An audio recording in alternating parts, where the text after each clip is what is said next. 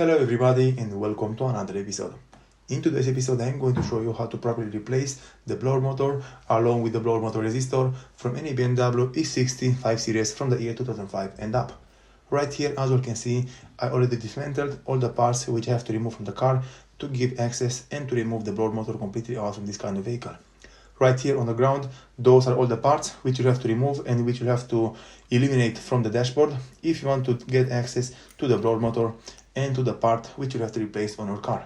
Right here in my hand I have the new blower motor along with the blower motor resistor which is installed over it, and this part is going to be installed back over the vehicle because the old one which already was installed on the vehicle was not functioning very well. It was stopping from time to time, and also because of that I decided to replace it with a brand new one. Right here in my hand is the old part which I replaced, and in my case I think this was the original one installed by BMW when the car was manufactured.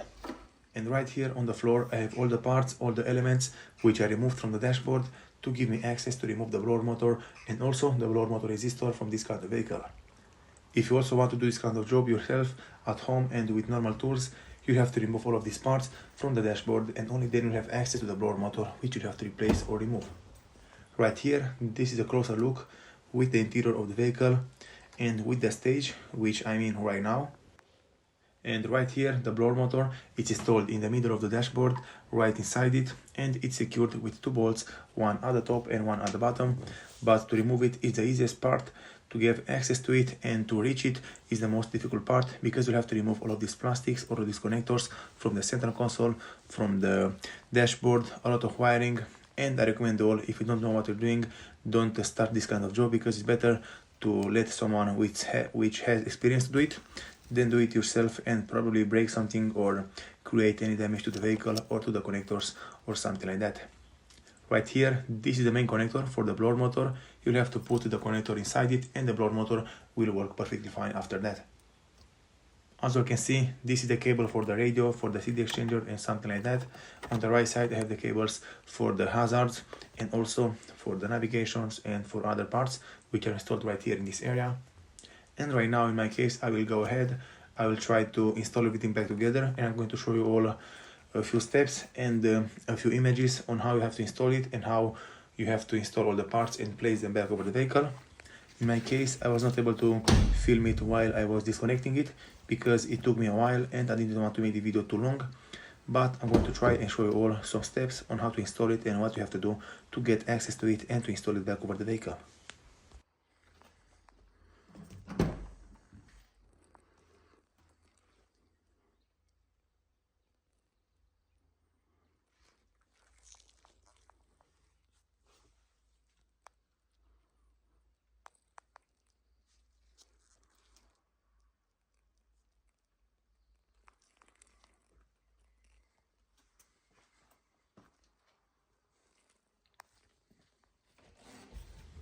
So like I said earlier, in my case the blower motor was not working how it's supposed to be working.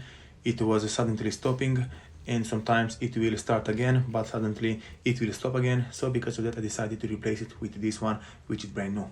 You'll have to transfer only this bigger cable from the old one to the new one, because the new one will not came with the new cable, which you have to plug it into the connector to give power to the blower motor. Right here, the blower motor is installed into the position. I installed the two bolts from the bottom and from the top, and the blower motor is secured into its place. I recommend all to spin it by hand just to make sure that it's not hitting into something, and just to make sure that it will spin very easy and very nice after you finish installing all the parts back over the dashboard. And after that you have to make sure that this bigger cable is secured properly over the top part, and you have to put the cover, the plastic cover over it, and you have to put 4 bolts to secure it in place, and the bigger cable will be installed at the top between the plastic part and between the blower motor. Like you all can see right here, the blower motor is installed, the cover from the blower motor it's also installed and secured in place, the connector is attached, everything is how it's supposed to be going right here. And right now I will install the rest of the plastic back where they belong.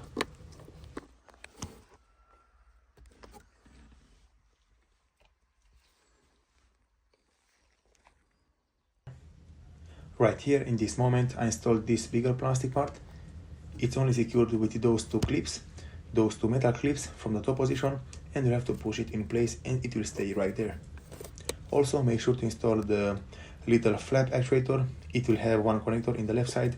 Make sure to connect it and secure it in place. From here, you'll have to put the plastics from under the center console. It will be this huge big plastic, which in my case, I already installed it.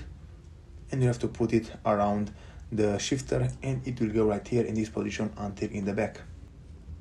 After that, just make sure to install the connectors from the center console. You'll have to put the center console over it, and the center console is secured with 2 bolts on the corners, 2 in the left side and 2 in the right side, and 2 in the back also in the middle. You'll have to connect the connectors to the buttons right here like I did in my case. This is the only connector which is going into the top mounting bracket for the center console, and right here in the back you'll have to connect the flaps, and also you'll have to install 2 screws to secure it in place.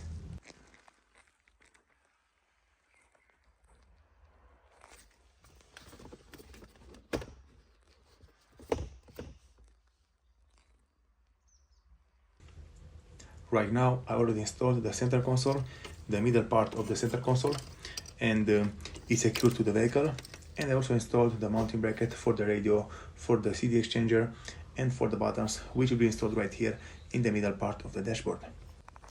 Right now, from this point, I recommend all to align all the cables, all the connectors from the dashboard, just to make your job a little bit easier when you want to install the radio, the CD exchanger, and all other buttons from the dashboard. I recommend all to put them in place, because in this way it will be very easy for you to install them back over the vehicle.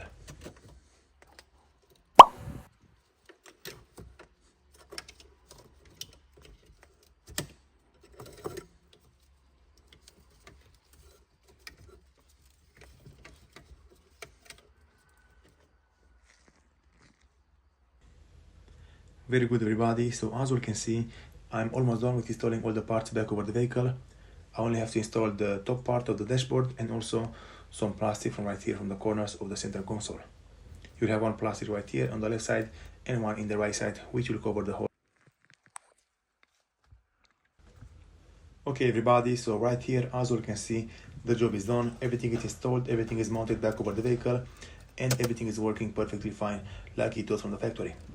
And right now, from this moment, the blower motor it's turned on. So from here, let's see how it's working, how it's sounding, and if everything is working good or not.